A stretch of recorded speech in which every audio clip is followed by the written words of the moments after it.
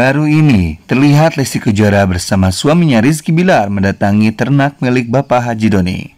Kedatangan Rizky Bilar dan Lesti ini bertujuan untuk memilih hewan sapi untuk dikurbankan pada perayaan Idul Adha nanti.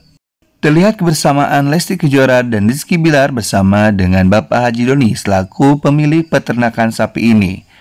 Lalu dipilihlah sapi yang terbaik oleh Lesti Kejora untuk nanti dikurbankan pada perayaan Idul Adha.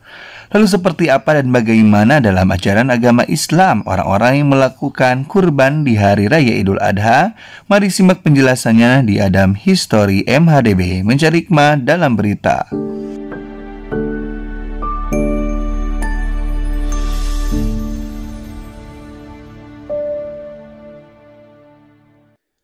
Assalamualaikum warahmatullahi wabarakatuh.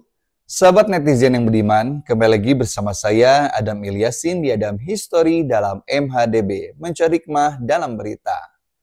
Pada kesempatan MHDB kali ini kita akan membahas amalan yang dicintai oleh Allah Subhanahu wa taala. Di mana hal ini berkaitan dengan Lesti Kejora yang terlihat bersama suaminya berada di sebuah peternakan sapi.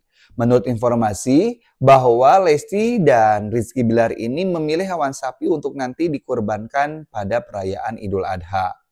Lalu kita akan bahas sebenarnya kenapa amalan ini bisa dicintai oleh Allah Subhanahu wa taala, yaitu ibadah kurban. Memang dalam sebuah hadis dijelaskan bahwa Siti Aisyah radhiyallahu anha meriwayatkan Rasul pernah bersabda, "Ma'amila adamiyyu min amalin ahabbu minallahi yauman nahari."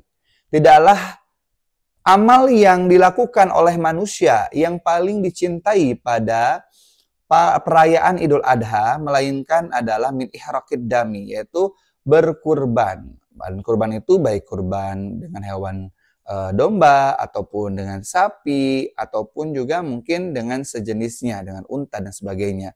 Nah, hewan kurban ini adalah amalan yang dicintai oleh Allah Subhanahu wa taala. Kenapa? Karena tidak setiap orang bisa melakukan ibadah kurban ini. Ibadah kurban ini bukan berkaitan dengan banyaknya harta, karena banyak orang yang memiliki kekayaan tetapi ia tidak melakukan ibadah kurban. Kurban ini bukan berkaitan hanya dengan iman, karena banyak orang yang beriman tetapi tidak melakukan ibadah kurban. Artinya sebenarnya ibadah kurban ini bukan hanya berkaitan dengan kekayaan dan keimanan.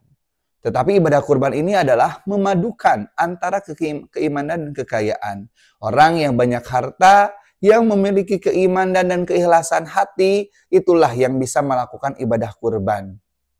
Makanya dalam hadis Siti Aisyah diriwayatkan bahwa Rasulullah ini bersabda, "Ma'amila adami min amalin yauman nahari ahabu ilallah min ihraqid dami." Tidak ada lagi amalan yang paling dicintai pada saat hari Idul Adha melainkan dengan ibadah kurban. Dan ini ada suatu hal yang memang sangat spesial sekali dalam ibadah kurban ini, bahwa innaha la ta'ti yaumal qiyamati bikuruniha wa asy'ariha wa adlafiha. Bahwa hewan kurban ini nanti di akhirat akan datang. Jadi ketika Lesti dan Rizky Bilar ini di akhirat, maka hewan yang selama di dunia ini disembelih selama hidupnya, maka ia akan datang kembali dengan bulu-bulunya, dengan tanduk-tanduknya, dengan kaki dan tangannya. Ini semuanya akan datang kembali dan tentunya akan membantu perjalanan di akhirat nanti.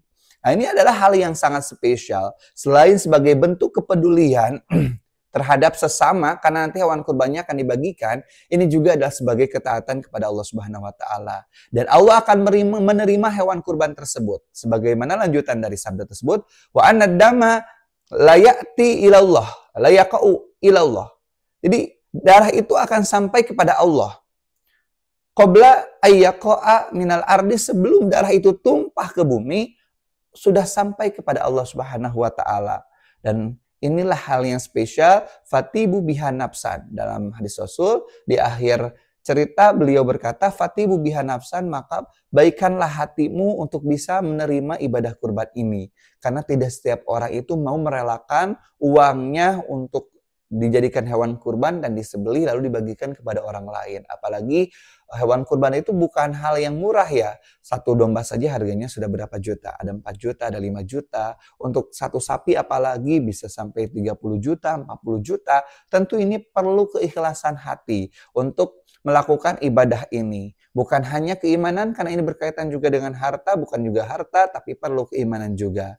Dan tidak setiap orang itu bisa ikhlas dalam hatinya, kecuali orang-orang yang baik. Artinya ketika Lesti ini ikhlas untuk berkurban, Rizky Bilar ini ikhlas untuk melakukan ibadah kurban, berarti mereka itu mengikhlaskan dirinya untuk menjadi orang-orang yang mendermakan sebagian hartanya untuk bisa dinikmati oleh orang lain. Dan itu adalah ciri orang-orang yang baik.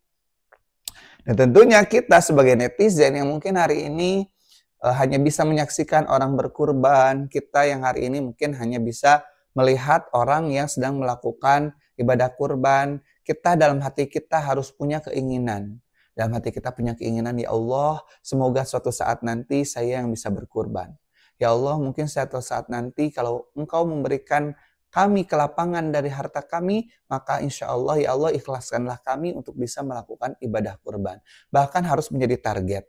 Karena ternyata banyak juga orang-orang yang akhirnya karena ingin berkurban, beliau itu menyisakan setiap harinya itu untuk melakukan iuran. 10.000 setiap hari, 10.000.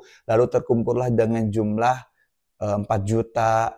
Kan kalau ibadah sapi itu, untuk sapi ibadah kurbannya itu untuk 7 jiwa. Jadi biasanya itu suka melakukan udunan kalau dalam bahasa Sunda. Jadi udunan ini artinya dikumpulkan semua dari 7 orang, misalkan satu orang 4 juta, 4 kali 7, misalkan terkumpullah sekitaran 28 juta. Lalu diberikan sapi dan dikurbankan untuk 7 orang ini.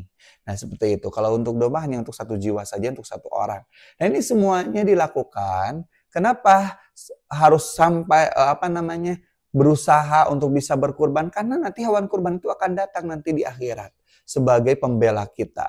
Bahkan dalam sebagian riwayat bahwa hewan kurban ini akan menjadi penolong kita ketika kita melewati sirat ya. Sirat itu jalan antara mauqif sampai ke surga yang di bawahnya neraka. Siapa yang tidak mau terselamatkan dari ancaman neraka tentunya adalah kita semuanya. Maka kita harus bisa untuk berkurban ya. Silahkan mungkin dari hari ini, mungkin walaupun tahun ini mungkin kita belum bisa berkurban, mungkin siap-siap untuk tahun selanjutnya.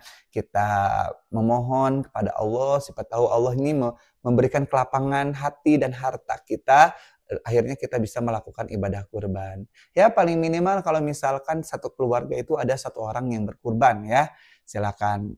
Misalkan sekarang dari ayah dulu, ayo semuanya kita berusaha untuk berkurban. Kalau udah ayahnya tahun kemarin, sekarang ibunya. Kalau sudah ibunya turun ke anak-anaknya hingga nanti selesai satu keluarga itu berkurban. Kalau misalkan kurban juga untuk orang yang sudah meninggal, itu juga boleh ya, sebagai bentuk hadiah ya untuk orang yang sudah meninggal. Jadi silahkan kalian yang mau berkurban hubungi tempat-tempat yang menerima ibadah kurban, ataupun bisa juga di Pondok Pesantren Miftahul Hidayah tempat saya mengajar, di mana di sini juga menerima untuk penyembelihan hewan kurban dan nanti akan dibagikan kepada santri dan masyarakat yang membutuhkan. Oke, sahabat netizen sekalian yang ingin berkurban bisa langsung hubungi nomor di bawah ini. Semoga dengan konten ini kita semuanya untuk selanjutnya bisa melakukan ibadah kurban. Semoga bermanfaat. Billahi taufiq wal hidayah. Walaupun minkum. Wassalamualaikum warahmatullahi wabarakatuh.